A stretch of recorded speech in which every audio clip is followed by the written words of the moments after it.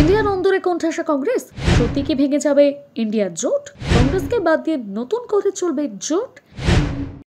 দিল্লির বিধানসভা নির্বাচনে একাই লড়বে আম আদমি পার্টি। কংগ্রেসের সঙ্গে জোটের সম্ভাবনা খারিজ করে আগেই জানিয়েছিল আপ। তারপর থেকে দিল্লি বিধানসভা নির্বাচনকে ঘিরে আপ কংগ্রেসের দূরত্ব বৃদ্ধি পাচ্ছে। যদিও শরিকদের সঙ্গে ফাটল তৈরি হয়েছিল সংসদের শীতকালীন অধিবেশনের সময় থেকে, সেই ফাটল আরও চওড়া হয়েছে আসন্ন দিল্লি বিধানসভা নির্বাচনকে কেন্দ্র করে। আম আদমি পার্টির প্রধান অরবিন্দ কেজরিওয়াল আওয়াজ তুলেছিলেন 2 সপ্তাহ আগে। দিল্লির বিধানসভা ভোট ঘোষণার 24 ঘন্টার মধ্যেই তা পূরণের পূর্বাভাস দেখা গেল। বিজেপি বিরোধী জোট ইন্ডিয়ার একের পর এক সহযোগী দল আপকে সমর্থন জানানোই কার্যত জোটের অন্দরে কোণঠাসা হয়ে পড়ল কংগ্রেস। বাংলায় মুখ্যমন্ত্রী মমতা বন্দ্যোপাধ্যায় তৃণমূল এবং উত্তরপ্রদেশের প্রাক্তন মুখ্যমন্ত্রী অখিলেশের সমাজবাদী পার্টি ইতিমধ্যে দিল্লির ভোটে আপকে সমর্থন করেছে।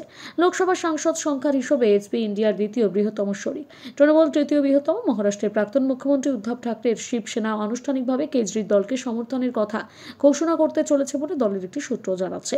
পরবর্তী সময় লালু প্রসাদের আরজেডি, শরদ পাওয়ারের এনসিপিও একই পথ নিতে পারে বলে আপ নেতৃত্বের একাংশের দাবি।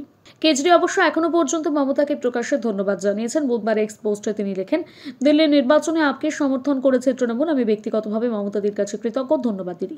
আপনি সবসময় আমাদের ভালো ও খারাপ সময়ের সমর্থন এবং আশীর্বাদ করেছেন। অন্যদিকে দিল্লিতে আপ কংগ্রেসের দ্বন্দ্ব নিয়ে ওমর আবদুল্লাহ বলেছেন, দুর্ভাগ্যবশত লোকসভা নির্বাচনের পর ইন্ডিয়া জোটের সেভাবে কোনো বৈঠক হয়নি।